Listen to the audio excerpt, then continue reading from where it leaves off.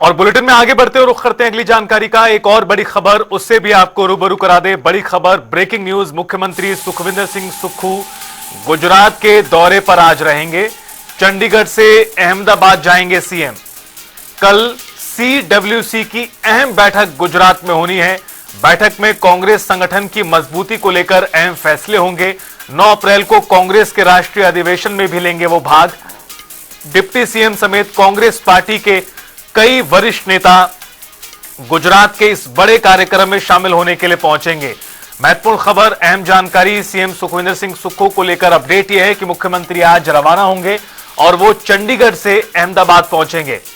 कल Congress working committee की बैठक जो होगी उसमें वो शामिल होंगे। बैठक में कांग्रेस पार्टी की संगठन की जो लंबे समय से मांग होती आई है, प्रदेश स्तर पर, राष्ट्रीय स्तर पर और मजबूती किस तरह दी जाए, इन तमाम मसलों को लेकर गुजरात में मंथन कांग्रेस पार्टी कर रही है इस बार। और इसके सिलसिले में देश भर के नेता गुजरात में इकट्ठा होंगे कांग्रेस के।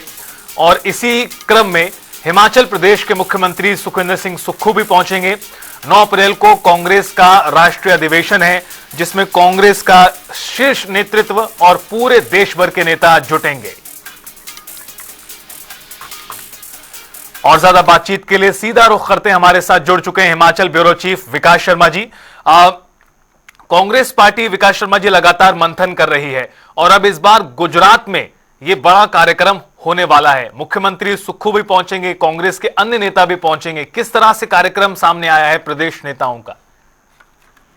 देखिए, बिल्कुल, क्योंकि 3 बड़े नेता जो हैं वो यहाँ से जाने का उनका कार्यक्रम और बना हुआ है, जिसमें मुख्यमंत्री के अलावा प्रदेश अध्यक्ष प्रतिभा सिंह होंगी और उनके अलावा उप मुख्यमंत्री मुकेश अग्निहोत्री जो है वो शामिल होंगे। और उनके अलावा जो एआईसीसी के राष्ट्रीय प्रवक्ता और पूर्व में जो हिमाचल कांग्रेस के अध्यक्ष रहे हैं कुलदीप राठौर, वो भी खास तौर पर जो है इस अधिवेशन में शामिल होंगे।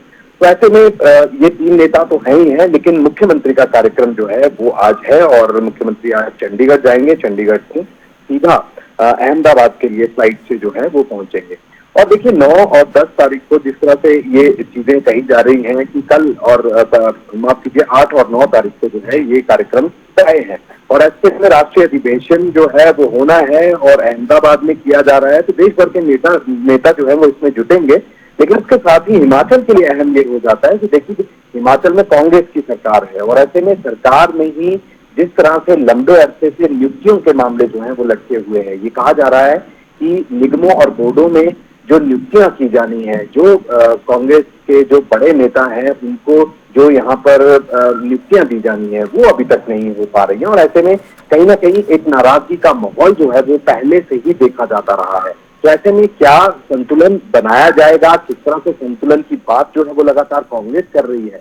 और आगामी जो चुनाव हिमाचल प्रदेश में पंचायती राज के चुनाव होने हैं, उसके बाद आगामी विधानसभा के चुनाव भी होने हैं। बीजेपी जो है वो विपक्ष में है हिमाचल प्रदेश में, ऐसे में चुनौती कैसे दी जा सकती है उसे। और जो लगातार प्रहार जो है वो किए जा रहे हैं कांग्रेस के ऊपर, यानी कि सरकार के ऊपर विपक्ष की तरफ से, तो ये तमाम चीजों को लेकर जो है चर्चा विस्तार से हो सकती है। कई तरह के सवाल जो है वो यहाँ पर उठाए जा रहे हैं विपक्ष की तरफ से भी, और कांग्रेस के संगठन के अंदर ही जो गुटबाजी है किस तरह से उसको काबू किया जाना है, किस तरह से उस पर काबू पाया जाना है, इसको लेकर रजनी पाटिल पहले ही मंथन कर चुकी हैं, अलग अलग नेताओं से बैठकें कर चुकी हैं। करीब 5 महीने से हिमाचल प्रदेश में जो संगठन की अगर बात करें तो वो नहीं है। तो ऐसे में अकेली प्रदेश अध्यक्ष के तौर पर प्रतिभा सिंह ही काम कर रही हैं। तो ये तमाम मसले हैं, हाईकमान के नेताओं के साथ जो है ये चर्चा इस बाबत जरूर हो सकती है, लेकिन कांग्रेस संगठन को लेकर एकजुटता से कैसे रोडमैप जो है वो तैयार करना है, इस राष्ट्रीय अधिवेशन के जरिए ये नेताओं को समझाया जाएगा। हाईकमान की तरफ से विस्तार से चर्चा की जाएगी और खास तौर पर हिमाचल को लेकर जो है वो चर्चा होने के आसार इसमें जरूर नजर आते हैं। क्योंकि हाल ही में जब एक यहाँ पर प्रदर्शन शिमला में जो है वो किया जा रहा था कांग्रेस के नेताओं की तरफ से, उसमें उप मुख्यमंत्री उस जो प्रोटेस्ट है उसको लीड कर रहे थे, जो कि अनुराग ठाकुर के एक बयान, जो कि वक्फ बोर्ड के ऊपर खड़गे को, जो मल्लिकार्जुन खड़गे हैं राष्ट्रीय अध्यक्ष एआईसीसी के, उनके ऊपर बयानबाजी की संसद के अंदर की गई थी, उसको लेकर एक प्रोटेस्ट किया जा रहा था, जहां पर जो पूर्व प्रदेश अध्यक्ष और एआईसीसी के राष्ट्रीय प्रवक्ता है कुलदीप सिंह राठौर, उनकी तरफ से एक बयान दिया गया था। और नितेश जी, इस बयान के जरिए कहीं ना कहीं कांग्रेस कार्यकर्ताओं का मनोबल जो है वो एक बार फिर से बढ़ा है कि जल्द ही हो सकता है कि उनकी नियुक्तियां जो है वो की जाएं, क्योंकि उनका भी यही सवाल है कि सरकार बनी, लेकिन सरकार बनते ही जो पूर्व की सरकार में मामले दर्ज किए गए थे कांग्रेस कार्यकर्ताओं पे या कांग्रेस नेताओं के ऊपर, वो अभी तक वापस नहीं लिए गए हैं। तो ऐसे में पूर्व की सरकार के समय भी जो शोषण किया जा रहा था, जो प्रताड़ित किया जा रहा था कांग्रेस कार्यकर्ताओं को, वो अभी तक जारी है। तो ऐसे में अपनी सरकार होने का क्या फायदा?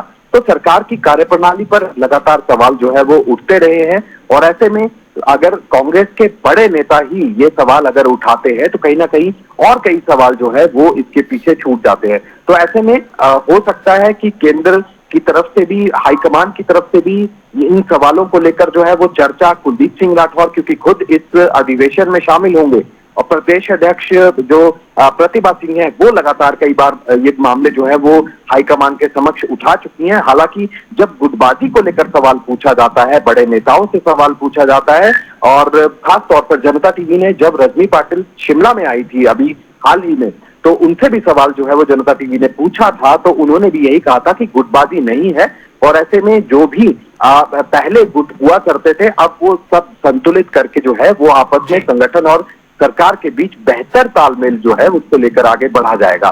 तो ऐसे में अधिवेशन जरूर हो रहा है, और देखना ही होगा कि हिमाचल के लिए जो 5 महीनों से संगठन हिमाचल में नहीं बना है, जिसके लिए मैराथन बैठ के मुख्यमंत्री सुखविंदर सिंह सुक्खू अपनी अलग सूची जो है वो लेकर गए हैं, जो ब्लॉक अध्यक्ष और जिला अध्यक्ष बनाए जाने हैं, या कार्य समिति का निर्माण किस तरह से होना चाहिए, उसका स्वरूप किस तरह से होना चाहिए, किन नेताओं को तरजीह मिलनी चाहिए, या किन जो पदाधिकारी हैं उनको तरजीह यहां पर मिलनी चाहिए, ये तमाम चीजें जो है वो चल रही हैं। ऐसे में प्रदेश अध्यक्ष जो है वो अपनी सूची हाईकमान को दे चुकी हैं। तो ऐसे में अब यही देखा जा रहा है कि सरकार संगठन के बीच में बेहतर तालमेल को लेकर अगर वो तालमेल बनाया जा सकता है तो उसके लिए एक मजबूत संगठन हिमाचल प्रदेश में कांग्रेस को देना होगा।